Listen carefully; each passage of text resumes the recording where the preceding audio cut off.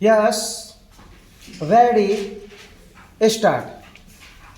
Tomorrow will be the 31st anniversary of our independence. On the eve of this auspicious occasion, I greet you, my fellow citizens, at home and abroad, and offer you my good wishes. Much has happened in the last 1 year. The government has done its best to restore the rule of law and the liberties of our people. I want to speak to you tonight not only of our achievements and aspirations but also the unfulfilled tasks and the tormenting differences casting their ominous shadows of our national life. A country of India's dimensions with its missed opportunities and mounting challenges remains a nation in constant evolution despite its impressive strides in many spheres. It has been going through an endless self examining process trying to rediscover itself, shed the accumulated hangovers of the past, and keep pace with the complexities and compulsions of the present times. The tempo of this activity can be sustained only through stability, which is the very basis of survival. The country stands today at the critical crossroads of history, and any false turn could prove ruinous for the nation.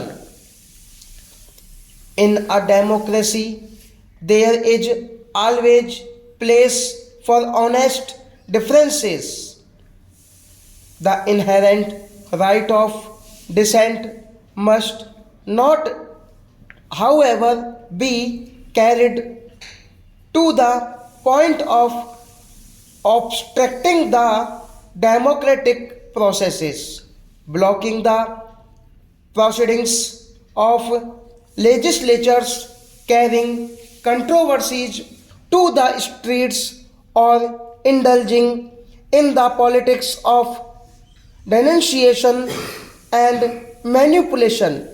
The country's political system can function only within the framework of the accepted norms based on self restraint and readiness to place public welfare above narrow party or personal interests.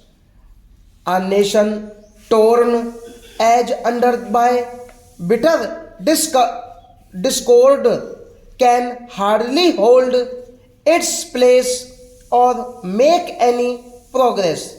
There is need for an ennobling vision of a resurgent India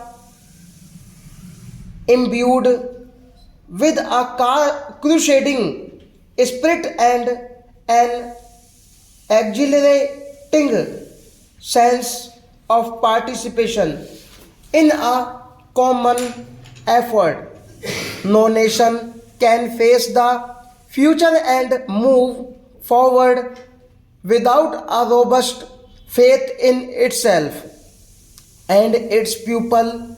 The real crusade today is against poverty. We must end the widening disparities between the rich and the poor and the creation of islands of privilege.